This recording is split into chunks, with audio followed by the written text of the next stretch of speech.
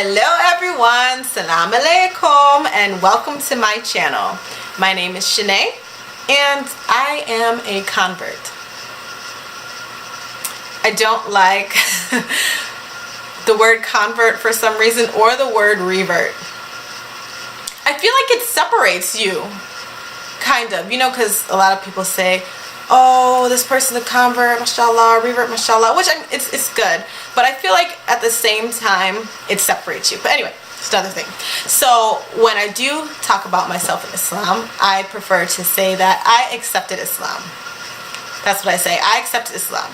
So I accepted Islam in 2013, the last 10 nights of Ramadan. It was actually August 2nd, and it was about 2:30 or 3 o'clock in the morning, and it's been history ever since. So it's been 4 years. Well, this Ramadan it will officially be 4 years since I have been Muslim, inshallah, inshallah. So I come from a Seventh-day Adventist background. A lot of people know what Seventh-day Adventists are, a lot don't, but a lot of people do say Seventh-day Adventists and Muslims are like this.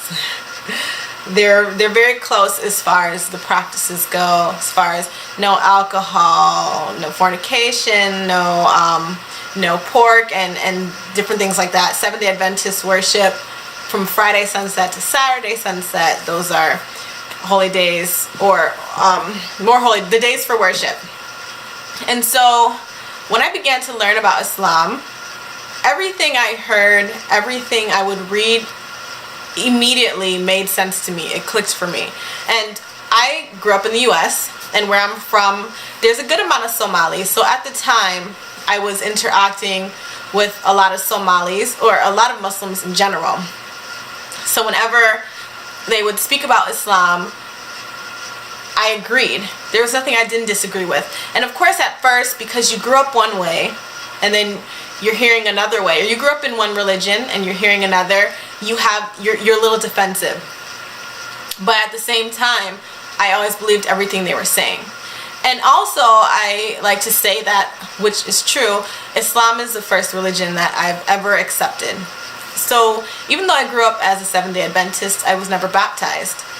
Everyone in my family is baptized, and every time I would go to get baptized and take Bible study classes before I got baptized, I could never bring myself to take that last step. And so I decided in 2013 to fast 2 days before Ramadan began. I was actually in Canada visiting family, and I was listening to a Yasmin Mujahid lecture. This is when I started looking up Islam more, you know, finding out what does Islam mean, what is Islam alaikum, what do Muslims believe, you know, different things like that. What are the differences between Islam and Seventh-day Adventists or Christianity? And I don't remember the specific lecture, but it had some, she was talking about, she was tying into her book, Reclaim Your Heart, her book into her lecture, and something she said struck me. And so I told myself, I'm going to fast the entire month of Ramadan, which I did, alhamdulillah. And so at the time, my good friend, I would go to her house for iftar. Then we would go to the masjid for tarawih after. And it was seeing Islam in action, I guess you can say, seeing Muslims and how Muslims act and their beliefs and how peaceful they were and welcoming. That's what did it for me as well. So I would go to the masjid every night of Ramadan for tarawih. I learned how to pray because we would pray together. I would pray with my friend after iftar, and I would watch her motions, and then I would, you know, follow that. And the same thing at the masjid. I would watch everyone's motions, and you know, tarawih, you're doing so many rak'ahs. So I would follow everyone's actions, and that's how I learned how to pray. And it was, again, 2 to 3 o'clock in the morning, and I was with my friend at the time, and I asked her, I said, is the imam here? And she was like, yeah, they're here all the time. Why? And I was like, oh no, I just want to know, because you know everyone's always in and out the masjid all throughout the day, so I wasn't sure. And the imam at the time lived right next door to the masjid. And oh, one more thing. So that night as well, I was driving to the masjid and I had the Quran playing in my car because I was listening. I wanted to memorize different surahs, and it just so happened to be on the Surat al-Qadr, and I was like texting like, I think it's Laylatul Qadr, I think it's Laylatul Qadr. And so everyone like ran to the masjid. And so it was that night, even though I still feel like that night was Laylatul Qadr, inshallah. But yeah, so she was like, oh, let's go in the imam's office. Do you want to go? And I was a little hesitant. I was like, no, because at this time, I believed in Islam, but I was going, I guess, back and forth with myself, as is this the truth? And so I didn't have intentions of taking Shahada that night. Like, I knew in my heart it was the truth, but it was a mental thing, you know, growing up one way for so long. And I didn't have intentions of taking Shahada this night, but then somehow I ended up agreeing to go to the imam's office. And the imam wasn't there, but there were like 4 or 5 other brothers there, and so I started telling them my experiences and what I believed, and they called the imam and he walked over, and next thing you know, I ended up taking Shahada. And it was definitely a surreal experience for me.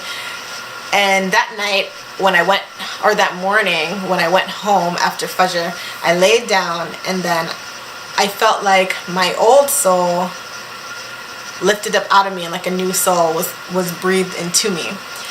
And I felt like I was floating at the time, and it's been that way ever since. There have definitely been it's definitely been a journey. It's definitely been an experience, because everything about your life changes, but at the same time, everything stays the same.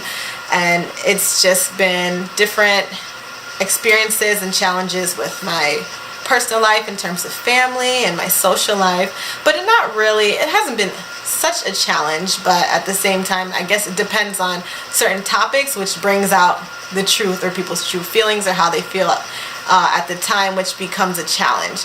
But I definitely love it, and I love the hijab, and the hijab is like my form of da'wah.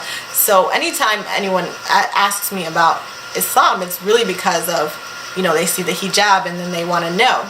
And so I moved to Miami about 3 or 4 months after I accepted Islam, and it seems like there Islam is not as big as other places. So I was always being asked questions, and I love to answer questions about Islam and give my experience. I can't speak for anyone else, but I love giving my experience, my perspective, and again, it's my form of da'wah. So I have no problem doing that, and I love it, and I love being that billboard for Islam, I guess you can say. So I just wanted to go ahead and kick off my channel and go back and forth and share my experiences with you. And if you have any questions or any comments, please share that with me, share your experiences with me, and hopefully we can go back and forth. So this year I decided to take a year off because I was going to school full-time, I was working full-time, I was volunteering full-time. And I just wanted this year, 2017, to be a year for me, to have all my time so I can venture off into different things that when your schedule is so full that they fall by the wayside. So I really wanted to dedicate my time to more spiritual growth, travel, and different activities and different hobbies that I wanted to get into, but I didn't have time. So thank you for listening, and I will be traveling. I will be all about, but I will still be here with you. So I hope to see you soon. Please stay tuned in. Thank you for listening. Assalamu alaikum.